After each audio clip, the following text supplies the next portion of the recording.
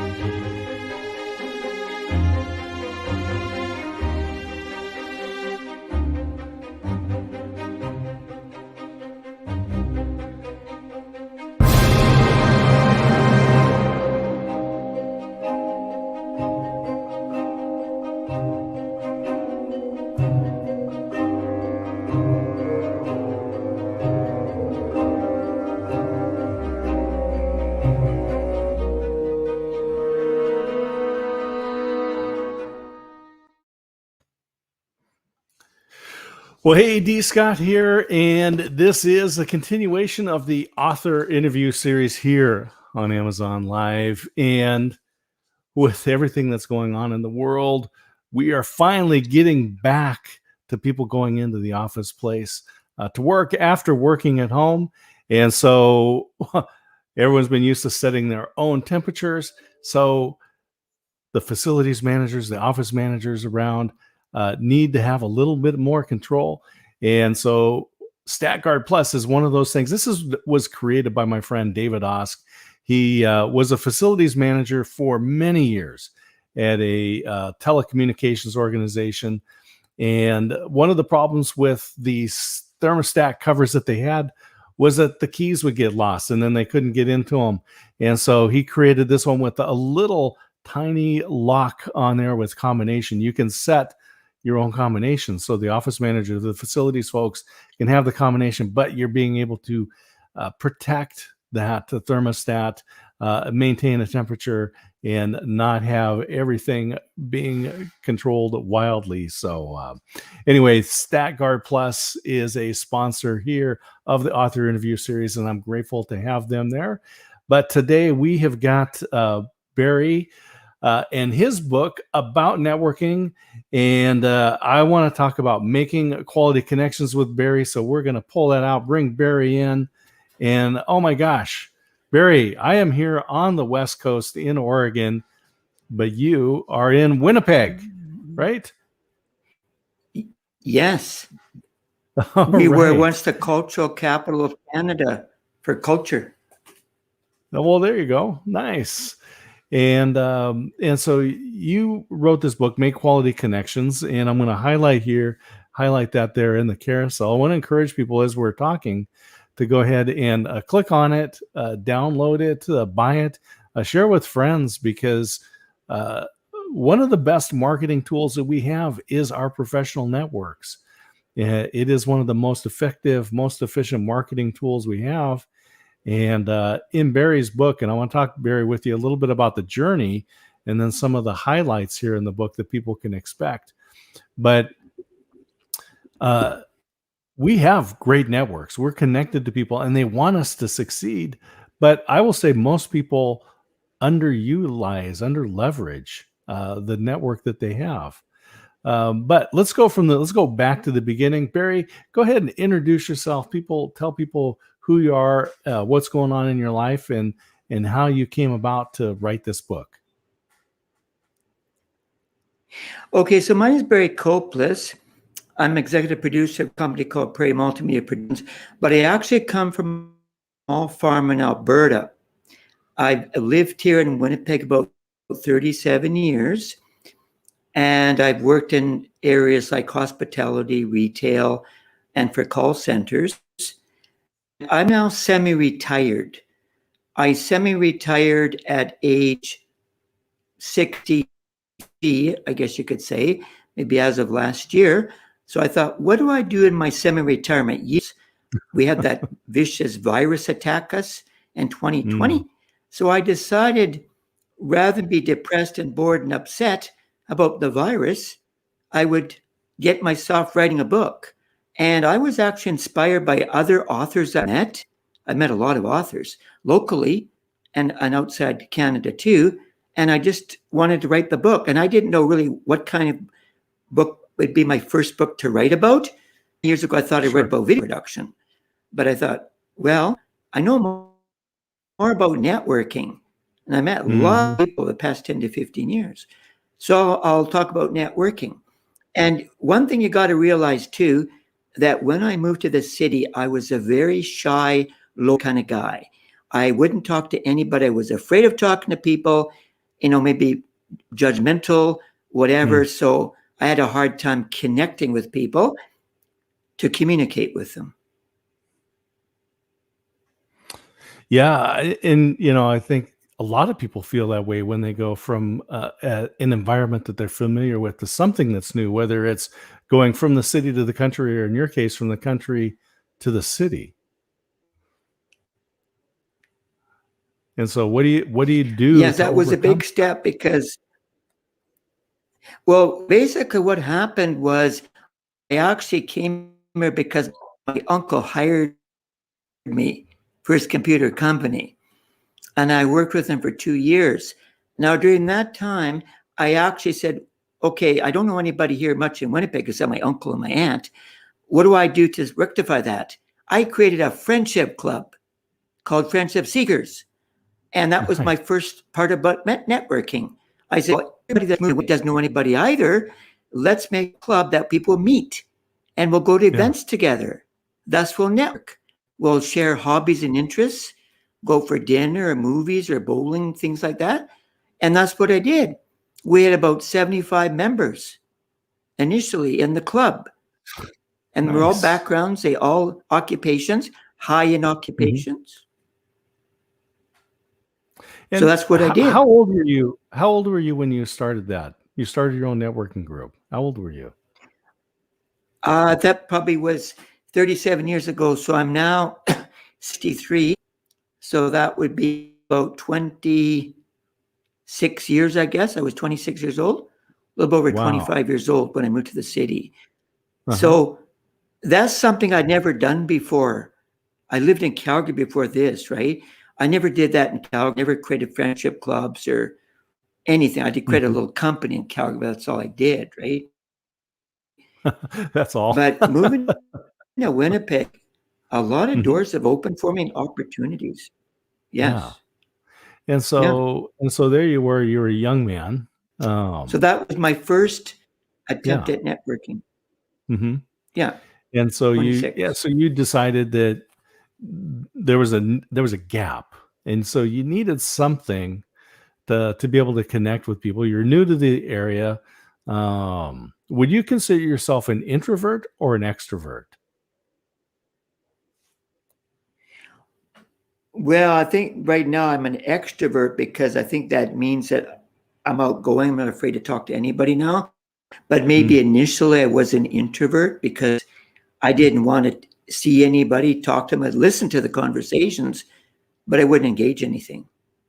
Right. I wouldn't participate in the conversation. I think it's on that introvert extrovert spectrum. I think, well, the research says that nobody is one or the other. We're on this continuum somewhere between introvert and extrovert, and it's really, how do we get energy? Do we get energy by being in groups of people or by a solitude or those small groups? And one of the things that I found is that people think that extroverts are natural networkers, but they're just naturally energized by being in groups of people. But what I found is that it doesn't really matter whether you're an introvert or an extrovert. You can still build an effective network.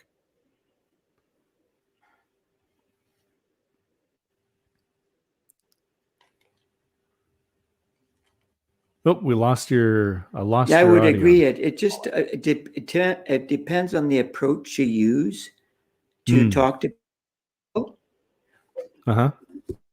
What happened here? I think we're back again. Can you I'm hear me hearing. now? Oh, what happened? This Yep, yep, microphone. yep. We're Is good. it okay? Yep. Everything is solid. You hear me? Yes, we're Okay. good. Yeah. Sorry about that. So we're talking Yeah. about the approach. So I think it all depends on the approaches you use. If somebody's kind of forceful, yes. I'm not an aggressive person at all. I don't walk up to somebody and said, "Hi, my name is Barry. I want to sell you something. I want to be your friend." I don't do that approach at all. I don't use that approach. Mhm. Yeah. Or grab them and say, "I need to be your friend. I'm looking for friends. I have no friends. Can you be my friend?" And then give them a hug or Yeah. grab them, right? Or shake their hand. That's a little That's off-putting. not the approach I use. Yeah. Yeah. So I I was kind of thinking use that approach when you use. yeah. And so so you're thinking, so you needed this group. So here you are, 26 years old, in this city. You created the friendship club, Seekers. and Yes. yep. And then so then it was, you were considering yourself maybe at that time an introvert, or more along the lines. Yeah. Maybe. Yeah. Because Uh-huh. I brought people together, right? To meet each Hmm. other and have fun and socialize. Yeah. And it wasn't a dating club. It was just a social Mhm. club, just to meet friends. Sure. So Hmm. you have some friendships developed. Yeah. And so how long did that group go, or is it still going today? Not anymore. There was one person that took it over, but eventually it kind of just disappeared or, just Hmm. dissolved. But I think it was running Right. for quite a few years. As I Yeah. said, I had 75 people from around the world that moved to Wow. Winnipeg. I advertised it and they came to the events. Uh-huh. Yeah. And I want to tell you Eh, something else. yeah. If I can do that, Please. 3 couples that met got married within Nice. the group. So Not as a bad. result of me getting this group formed and bringing the people Hmm. together, they met, they dated, and 3 couples got married, and they're still married to this day. That's wonderful. Yeah, Yes. it's when you have some sort of activity. So I have been involved in some other networking events that I've also created some programs, and when people are successful, and so in this case, they found a spouse. This is a wonderful deal. And when people have created business partnerships or friendships, even, it's pretty gratifying to say that, I created something, and here's some tangible value that people have experienced out of that. Yes, I was very happy that that happened because I had no idea that people had met in the group for friendships and develop dating habits and then like each other Mhm. and then get engaged and then married. Yeah, So that was yeah, a that's pretty good result fabulous. of that organization. So that was you say so that was your first first networking organization that you created. What Yes. followed after that? Well, what happened after that? Well, while the group was running, there was a proposal and audition at a local community TV station. And I thought, well, I'm curious about TV production. I never did that before. So I went down and auditioned. I said, I've got a great idea. I got a friendship club going. Any chance I could put this idea down, a proposal for a TV show? So I wrote down the proposal, my idea, the concept of the show. And they called me back a few days later. Your idea is accepted. You can host and produce a show. And I had to get a name for it. And I come up with the name of the TV show about my friendship club called In Search of Friends. Because Nice. you're searching for friends. And so I'll Hmm. highlight some events that we have, take pictures of video clips, and put that on the show. Right. And then see if anybody else wants to attend our friendship club events if they're new arrival to the city. Even if they're not, they still join the club, right? The prayer Sure. worked because it wasn't, you have to be a new arrival to the city. to join a friendship club, right? Is Right. that wants to make friends with somebody in Ireland or England or Europe is welcome Mhm. to attend our events. Yeah. So I Well, this is produced a TV show called In yeah. Search of Friends, and Uh-huh. that ran for quite a few years. So this is just fascinating in itself, right? Probably about That 2 years, I guess, it ran for. people actually, I mean, most people wouldn't have even had the courage, I would say, to go and approach and pitch the idea. And this was brand new and untested. So, how was it that you were able to um, just, I will say, gather the courage and actually present yourself and present your idea? Well, I think I've always liked challenges in life. So I Hmm. wanted a challenge, even though I had no prior broadcasting experience or no idea how to write scripts. I wanted a Mm. challenge to try something new, something different, and step outside of my comfort zone. Because I said, when I came to the city, I was a very shy person.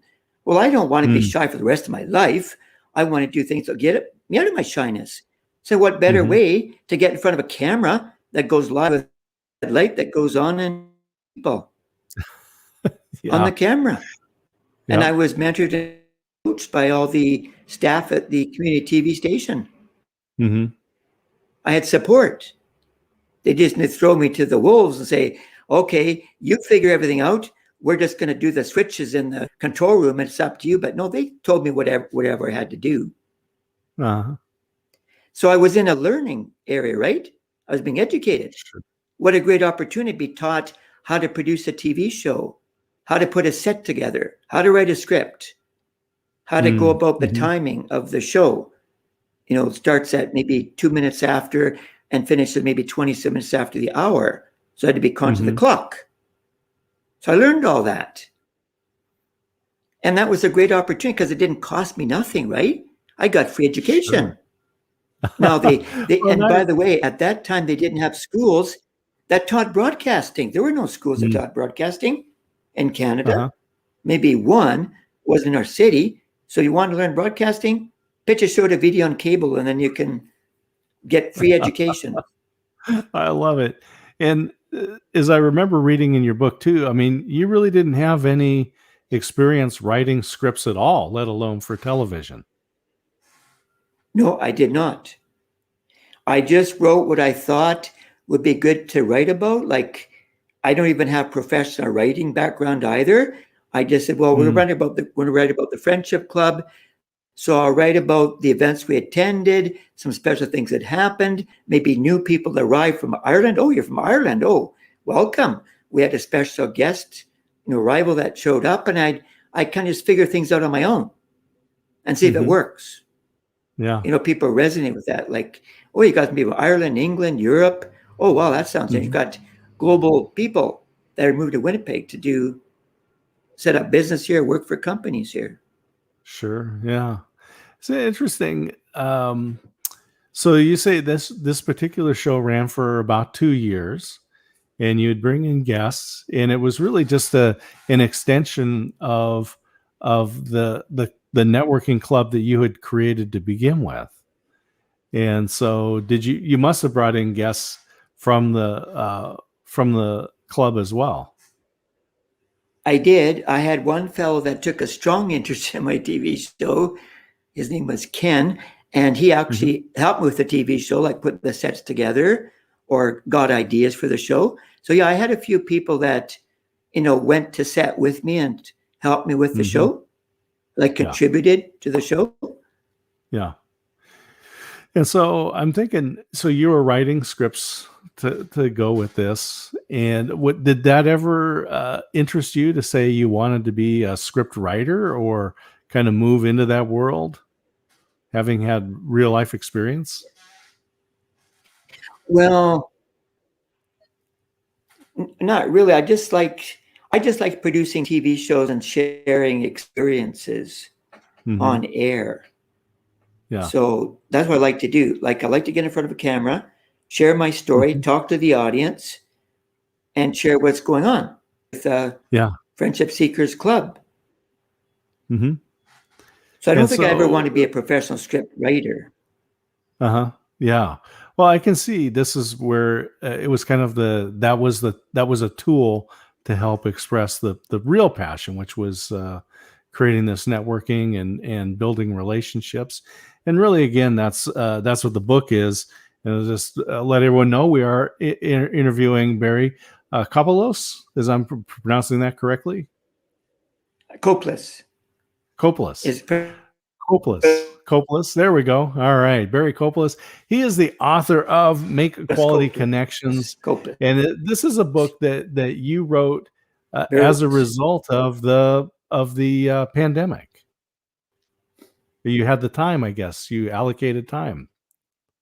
Kopulos. Yes.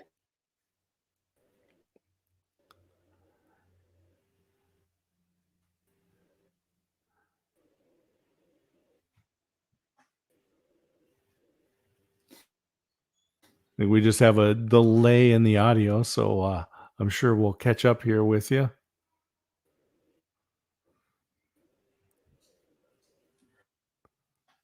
Yes, I started in May last year when I said, okay, I need something to do and something productive to do. So what do? I said, maybe I should start writing a book.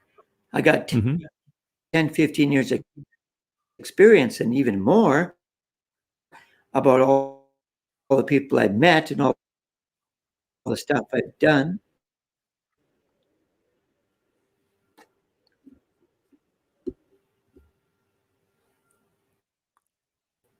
So that's what I did.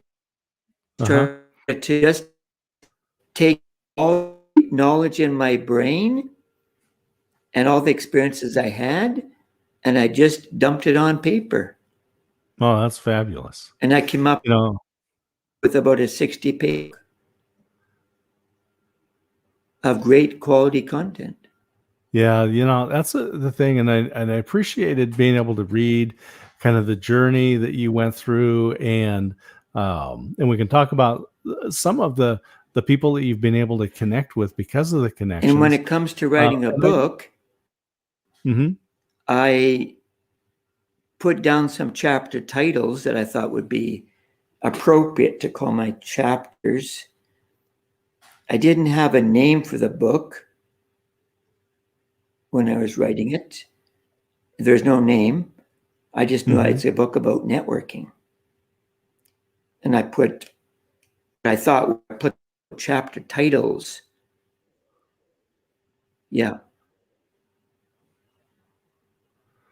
Fabulous.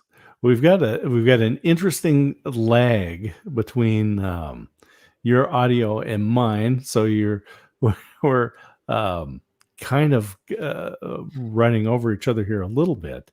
But yeah, I'm glad to hear kind of this journey, because I do encourage people that if you have something to say, to go ahead and write the book. It's really so you don't need a publisher. You don't. So over need the years, I've met a lot of variety of people. An editor, right? From locals well, you might need all the way to people in Los Angeles, because I've actually been to LA. And I've met about 10 connections down there. So, I love traveling. So now, when I travel the next couple of years, I'll be traveling as an author. Nice. Oh,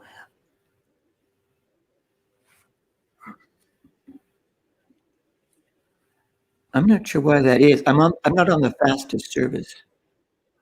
Yeah, sometimes we just have that lag here. I'm gonna just take a break for a moment here, and maybe the audio will catch up. But let me just I'm gonna take you out of the stream for just a moment, and we will just thank Stackguard Plus again for sponsoring the interview series here with the authors on Amazon. And I do encourage people, if you have something to say, this is the best time ever to be alive, because you don't need an agent, you don't need a publisher. You're able to publish a book right here on Amazon. you go to kdp.amazon.com, you can set up an account, you can download the Kindle Create program, write your book, upload it in there, format it, put a cover onto it, and you can publish it right here on Amazon. And so this is one of the great things about this particular platform. And here we're on Amazon Live. And as I was saying, we were just really happy that the StatGuard Plus has sponsored this author interview series, because we get to talk to some amazing people like Barry with his book and make quality connections. And it's so important to leverage your network. And I'll tell you right now, everyone has a fabulous network, and the people in that network want you to succeed. They just need to know what problem you solve and who your customers are. And so sharing that with them is important. And so I am going to jump back into Barry here, and we'll just continue on as we kind of explore the journey. So you went through, you wrote the book, and you started capturing these stories and talking about the different folks that you've been able to connect with. And there's some fascinating stories all the way up to royalty.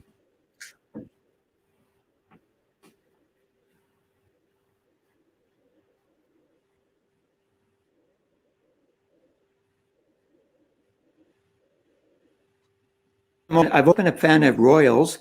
I've seen Queen Elizabeth many times in Canada and took pictures of her. When I worked at the Pan Am Games, I got to see Princess Anne when she did a walkabout right in front of the Olympic volunteer, or the Pan Am Game volunteers in 1999.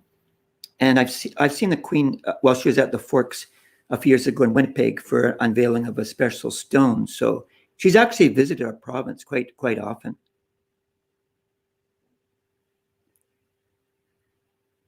So I appreciate meeting people that have done amazing things in life. Like she's a very prominent royal, and so is Prince Charles. Can I tell you a funny story, if that's okay, about Prince Harry? Yes, please. Quickly? Okay, here's the funny story about Prince Harry. So Prince Harry, as you know, before he got married, was a wild man. He liked to drink and have fun. He's a party animal. Maybe not so much anymore. So he actually went to a city called Medicine Hat, Alberta, and the owners invited him into the bar. And naturally, before he got married, I think it was maybe his 20s, he got a bit tipsy in the bar. And the owner said after, "Would you like to come over to our place, the manager's place, and hang out?" He said, "Sure." So he went over to the owner's place. And the next thing you know, because he had a few drinks under his belt, he sat on a stool.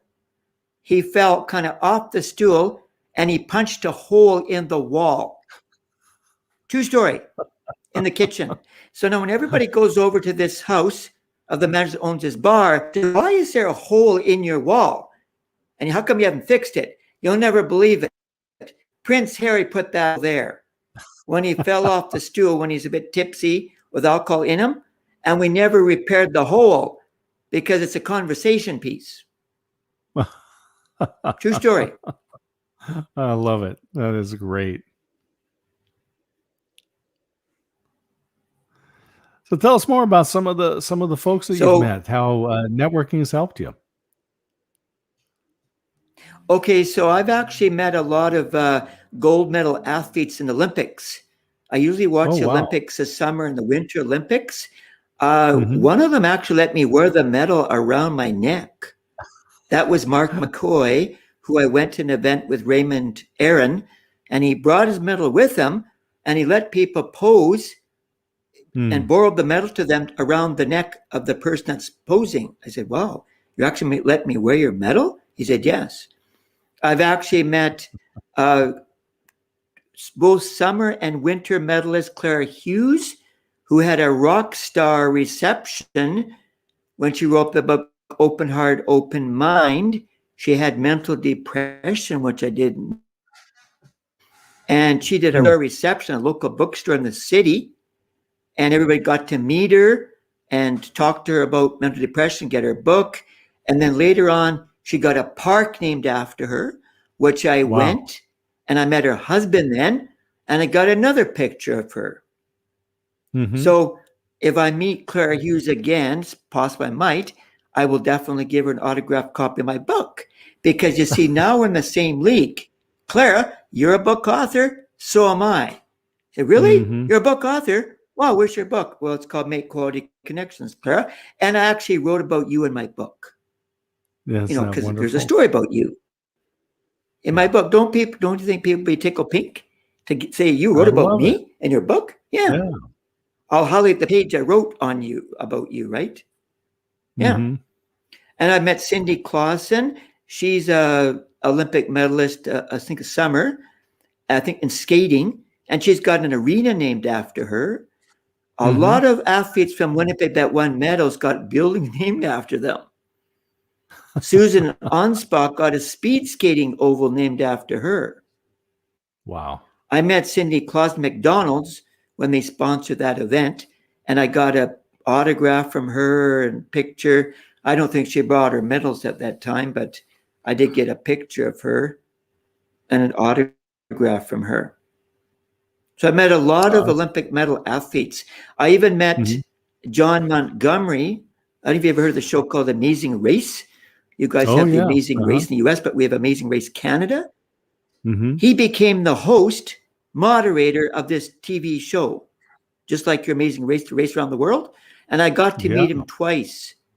Hmm. Once at a torch day, and then another one where he did a Christmas event where he was a moderator host at Polo Park. That was back in 2019. And I said, Wow. John, I said, you know me because I met you before. I want to give you a little gift from our city. So I gave him a mayor's pin. And I also gave him a music CD of a very powerful musician, wrote great music, Russell Lee.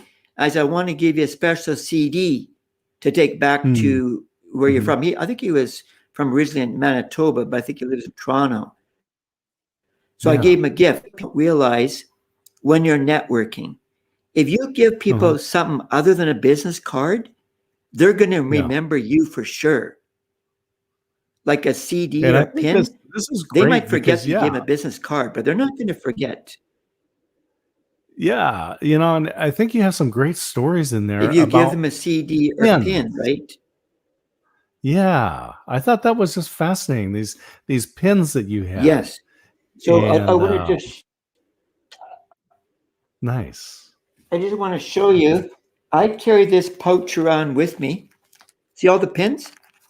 I always Mm, have a mhm, collection with me to say, oh, if I'm going to meet some people, I don't know if they're going to be out of towners, I give them a pin. So I carry a collection with me at all times. A variety of pins. They're mayor pins or premier pins or golden boy pins, variety of pins.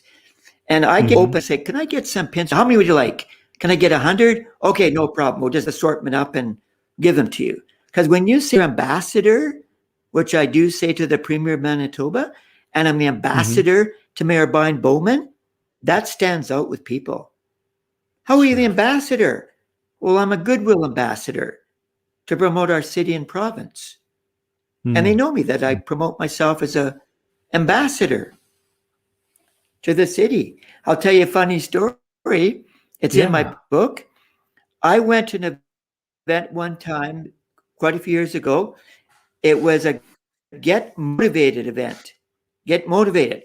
And one of the speakers was Les Brown and a whole bunch of other speakers, right, to get you motivated. There's about 1,000 people that showed up. Before the event started, I said, I'm just going to go walk up to some of the speakers that are in the corner off stage right now. And I'm going to say, you're from out of town. I know you're from out of town. I'd like to welcome you to the city. Said, and my welcoming thing to the city is to give you a special pin. And another guy that knows about giving out pins was there too. And he gave out buffalo pins, bison pins attached mm, card with he gave a mail. I said, I'm the ambassador Brian Bowman, quite succinctly. And I said, I want to give you a pin as remembrance to the city. So when he gets on stage, about ready to talk about the event, before we begin the event, I just want to say a thank you to Barry Kopulos, who's the ambassador to Mayor Brian Bowman for giving this mayor's pin. So 1,000 people got to hear my name announced on stage. They probably figured, how the heck did that guy get his name mentioned? Yeah. And how is he the ambassador to Mayor Brian Bowman? Like, how did he get to be the ambassador? Like, he's already made points, right? With the hosts on stage because they announced my name. After the event was over, maybe I could walk up again and say, well, thanks very much for announcing my name. I didn't know you were going to do that. I didn't expect that to happen, right? Yeah. So I got noticed. That's fabulous. And I remember reading that And you in your see book. the technique that people should, yes. And you see the technique that people should try, they should do things that other people are not doing. If 999 people don't go walk up to the front of the stage and engage in conversation, then you should. Because you're going to make connections, maybe exchange cards, get an email. You say, I'm going to be visiting Las Vegas. Do you guys ever talk in Las Vegas, Nevada? Yeah. Well, can we exchange information? Because maybe I'd like to speak on stage, or maybe you're going to give me a special access to the event. Right. Yeah. Because you're planting seeds, right? You're seed planting. And that's what networking is, right? It's, in a way, networking is seed planting. You're planting seeds, right? Because if you want to connect with that person again at another speaking event, you walk up and say, hey, do you remember me in Winnipeg? Yeah, I remember you. You gave me the mayor's pin.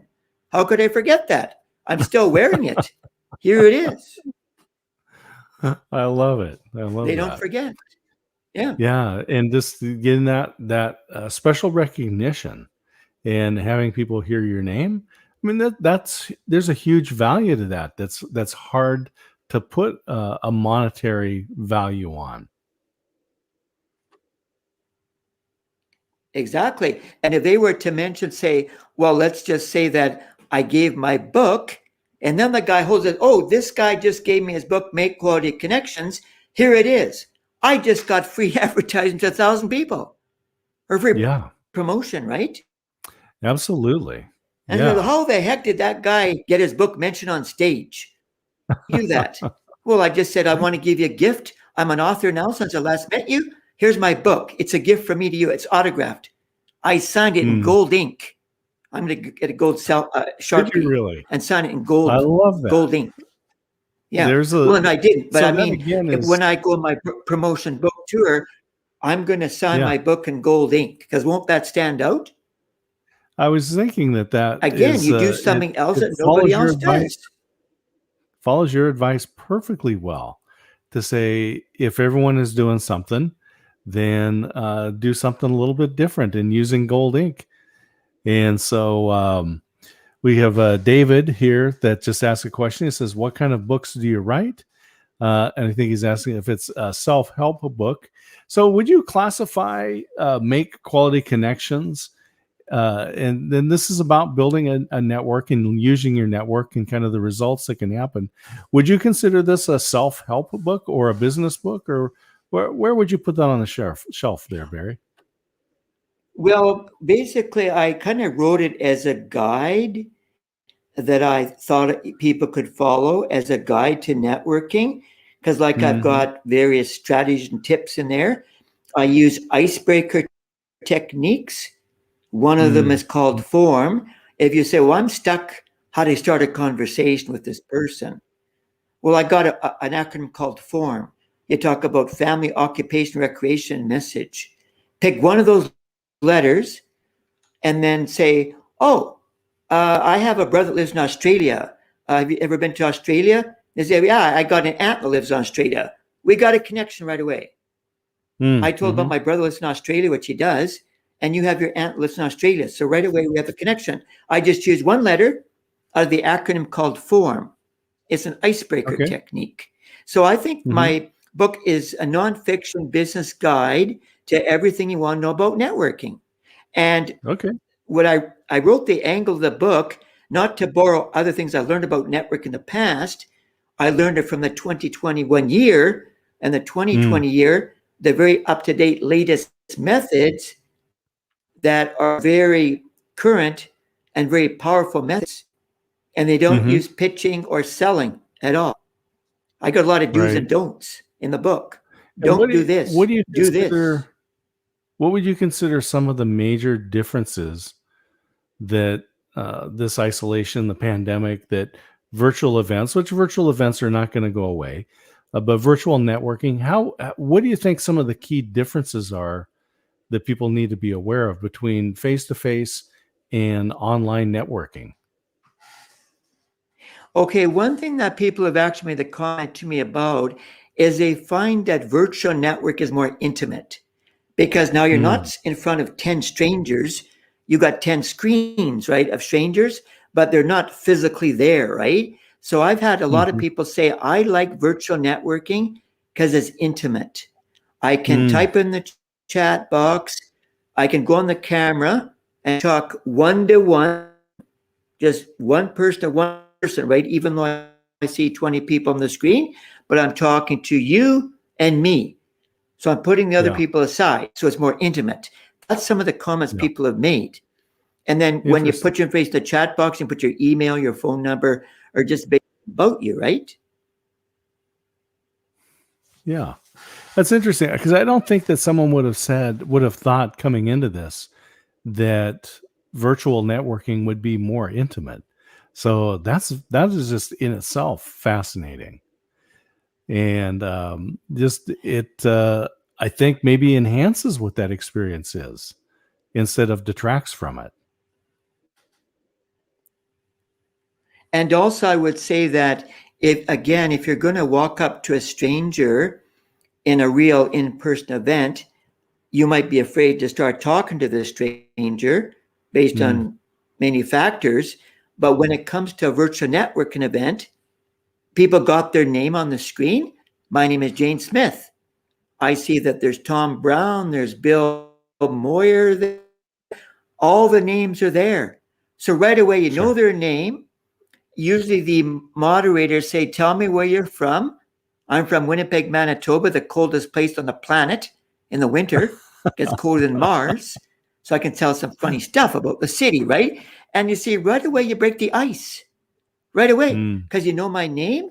You know, I'm from Winnipeg, Canada, and we get minus 50 below weather in the winter. Not every winter, right? But they say, oh, that's interesting. You're from Winnipeg, Canada. I never been there before. Maybe, oh, I got relatives that live in Winnipeg. Oh, really? Yeah. mm, My relatives live in Winnipeg. Okay, mhm, great. I've been here 37 years. So right away you've got an easy icebreaker. Now mhm, would that be as easy if in person? I don't think so. You'd be stuck on how to find mhm. somebody to talk to in a 500 person event. So this is we have another And just to comment let you from know, David. okay. So David says, basically, you're just into making friends, but I think part of this is really how do you leverage this into growing and developing your business? So making quality connections. So is it just making friends, or is there a business application for making quality connections? Well, for me, it could be both because I am looking to make more friendships, but realize that friendships can turn into business relationships as it has happened with a fellow that I met Mm-hmm. at that very networking event. No, that's another networking event with JT Fox. I met him at a networking event. We became friends, and then he became an associate client with me to help with video production. So that's where the level went from Mm-hmm. friendship to client to associate working on video productions with me, and then being my Mm-hmm. coach on coaching me on my book. Okay. So that's where it Yeah. can start. It can start out as a friendship, but it could go much further. I've actually got another fellow that met me at the government building. We became friends initially, and then all of a sudden we became associates working on video productions Mm-hmm. together in my company. Yep. So this the cliche about networking and as especially related to business is golf. They would say, Scott, you need to learn to play golf because a lot of business is transacted on the golf course.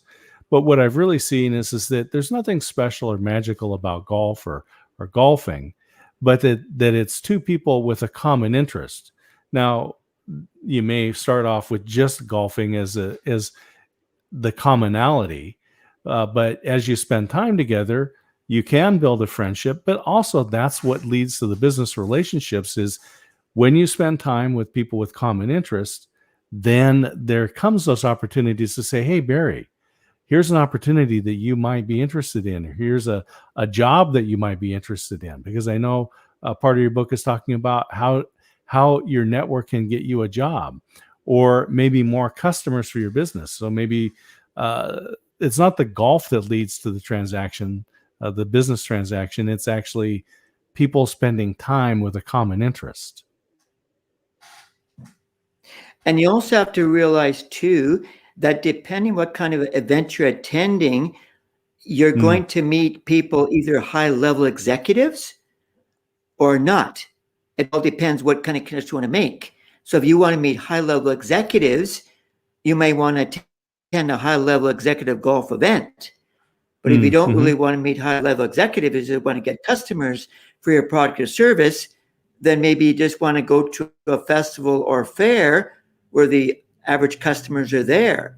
I've actually been to an event called CEO Sleep Out, which I wrote about in my book in Winnipeg, and I got to meet high-level executives at that event. And so I think it all depends where your target market is. Then you would approach that type of event based upon where your target market is. My target might be startup small businesses. So maybe I'll just go to general networking events at chambers of commerce in the city, or we also have the World Trade Center chapters too, where I might meet people in the startup area or small businesses. Yeah, so that's fascinating. So you would take these skills, and so if you were looking for business and you were an accountant, you probably wouldn't go to a convention that's just accountants, because that would be a great place to get education, but probably not necessarily a great place to get customers.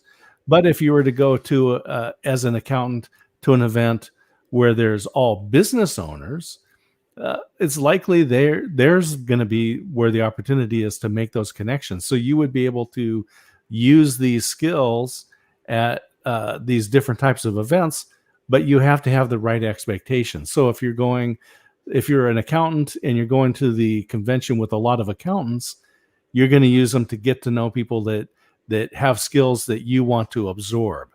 But if you're looking for customers, you would go to this other one with small business owners, but with that specific intent to be able to leverage what you've learned in the book here, make quality connections.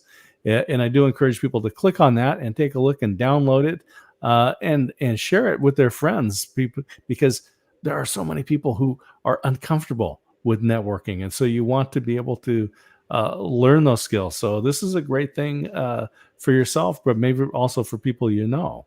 So again, I love the fact that you just want to really be able to know what outcome you want to have by going to these particular events. See, because I go to a lot of Chamber of Commerce events in the city, and I'm sure lots around North America have Chamber Commerce organizations. And we have what's called After 5 mixer events in our city. They're 2-hour events. They have free hors d'oeuvres and drinks, and you just mix and mingle. And they usually have exhibitors, and they usually hold them at member organizations. And it's a great non-threatening place because you're eating food, you're having some drinks, you're socializing, you're laughing, and then maybe we're talking business too. And then you're entering all the door prize draws too, right? So it's a very different atmosphere than a big seminar might be, where you just sit down in a chair and you listen to the speakers on stage. There's no food at that event. It's just listen to the speakers on stage, right? So I go to a lot of these After 5 mixer events. They're held quite often throughout, not through the summer, but So that brings us to a great point: spring. is how do people find out And they about events that 100 people that or they so. can attend? And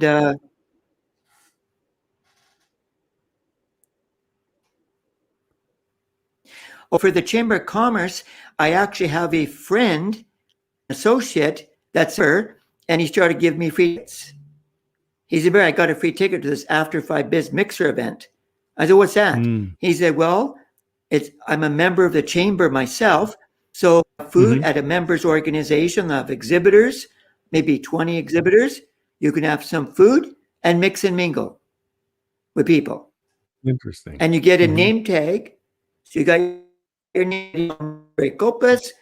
I'm with the Prairie Multimedia Production Company. Oh, I see you're in production. What kind of production do you do? I do video production, webinars, and right away say, oh, I'm interested. I want to be a podcaster. Oh, okay.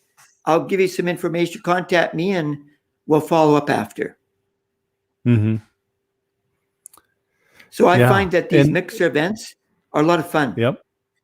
Sure. To attend. And what about finding other events? How would we find different ways to connect with people, maybe in person or online? What are some great resources that we might use? Okay, so one that I use and a lot of companies use are nonprofits. They use a website called Eventbrite. And I'm actually a member of Eventbrite. There's a .ca version, .com. If you're in Canada, the .ca, it will list all kinds of events, either paid or free, around Canada. If you go to eventbrite.com, it will then list events in many countries around the world on that site. And I've encountered a lot of organizations. If you want a ticket to that, go to eventbrite.com, sign up for the ticket with your name, address, and all that detail stuff, and we'll send you a digital ticket, or you can print it out. So Eventbrite is one website. Another one I discovered, this was a later one, is called 10times.com. 10times.com, special feature, could actually dialogue with the attendees. So let's say somebody's come from India. I'm coming from India in September. I would like to meet with you for lunch. I'm actually going all the way from India to Winnipeg. I don't know Winnipeg at all, never been there. So can we meet for lunch and maybe tell me a bit about the city? Tell me what kind of business are here, and let's connect. So 10times.com allows you to connect the organizer directly. Interesting. And also the attendees. So I can actually make a direct contact with the attendee from India. And then I said, well, let's pick a date and time when they're coming here and let's get together. Yeah. Well, this is so those are really two helpful websites I check consistently. Yeah. So this is really helpful for people because especially as we're emerging from the pandemic, people are used to being virtual now. So finding some virtual events would be great.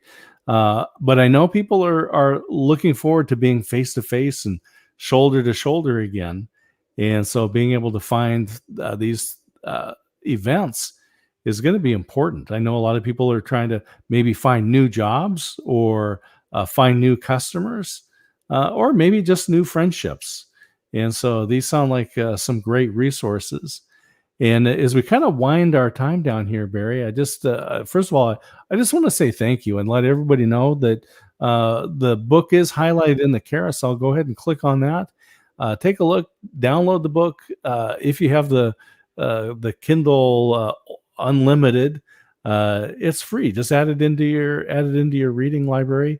It reads really quick, and it does tell some great stories that Barry has had on connecting with people and using these quality connections to do things like start TV shows. So there are plenty of opportunities. And so I encourage you people to do that. But Barry, again, thank you for taking the time today and kind of sharing about the book and about the journey that you had on writing it.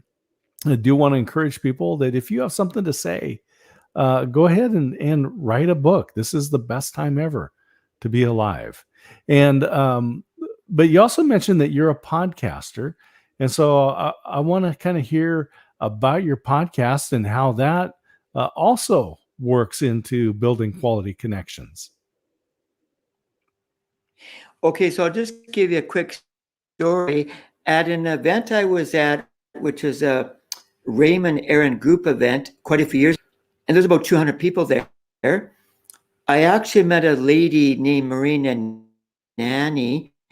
She's the author of 30 books, all alternative accommodation. She's also a podcaster and a publisher of about 7 magazines. Wow. So one day she's Barry, we met at the Raymond Aaron event, and I would like you to set a time aside, and I want you to go to this link on Google Hangup. I'm going to put a link for you to click on, and I want you to click the link and see what happens. I sat down on my computer at 1:30 in the afternoon. I saw what looked like a radio icon. I said, I think Marina wants me to click on this radio icon. I think she's about to interview me on radio or something. So I clicked on it and he said, Barry, I now want you to give me an audition about your life story. I said, really? Yeah, just tell me all of you. I don't know much about you, but tell me about you. I gave her a 90-minute audition, 90 minutes about my life story. In the end, she said, Barry, would you like to join? She said, well, I got a platform called RadioWorks.world out of England. We go into 40 countries, 100,000 listeners. I said, I'm in. Tell me what I have to do. Well, you have to set a date and time when you want to get to the podcast link so we can go live. This is a live podcast. This is not recorded. This is live. And it's okay. I'll come up with a title. I'll pick a date and then I'll get some guests on the podcast. That was my first foray into the world of podcasting. I'd never been a podcast before. I didn't really know what the word podcast meant. I knew what radio meant because I used to do a radio talk show. So all of a sudden I was a podcaster and I got 3 guests on the show, only 3 guests. And then I moved around, so I kind of lost that. But then because I went to a podcast festival back in 2019, I said, gee, there's 25 podcasters here in Winnipeg. I think I better get back into podcasting. So last year, I came up with the idea to do a podcast show. I work in the film industry. It's called Ready, Set, Action Live with Barry Hollywood.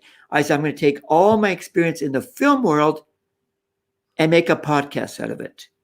And by the way, through networking, I got 50 guests lined up for the show. Through networking. Wow. I love it. I met them only through networking. None were met in person. 50 people wanna, and I'm talking people who worked with Steven Spielberg, George Lucas. They said, I worked with these people. I said, would you like to be on my podcast show? Sure. So I met all of them through networking. So then after my book got written, I said, okay, now that I got this idea for this podcast show, maybe I should get another idea for the networking podcast show. I came up with a title not very long ago called The Connected Networker. I said, I've been called the Connected Networker by networking people out there. Said, you're always connecting people up with this podcast or be a guest or whatever. Why don't we just call you the Connector? I said, okay, call me the Connector. I'm also the Master Networker too, right? So then I came up with a show called The Connected Networker. And again, through networking, I got 12 people lined up for my networking show. Wow. I love it. So you see the power of networking audience people out there, that networking works. I got 50 people for my podcast show for film. I got a dozen people for my networking podcast. Yeah. And I'm going to use both to cross promote each other. The book talks about the Connected Networker podcast show on the back of the book and in the book. And the podcast show will open the book. Would you like to copy my book? Be happy to give it to the first 10 people on my podcast show. Go to this website and you get the book for free. So I'm using cross-promotion strategies. I love it. And I'm also going to set up a domain called the Connect. Sorry? Nice. Well, we're going to go ahead and wind down this. We've run the hour. I just thank you for your generous time to come here to share your time with everybody and talk about the book, talk about networking, and talk about really the impacts that can have. And so I'll just say again, we have been talking with Barry here, the author of Quality Connections, How to Up Your Networking Game. And we talked about that journey and the results.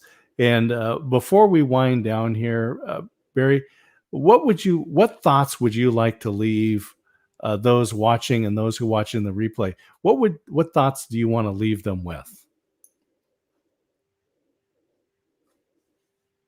Well, I just want to say that don't think of a networking as an evil word, because it's not.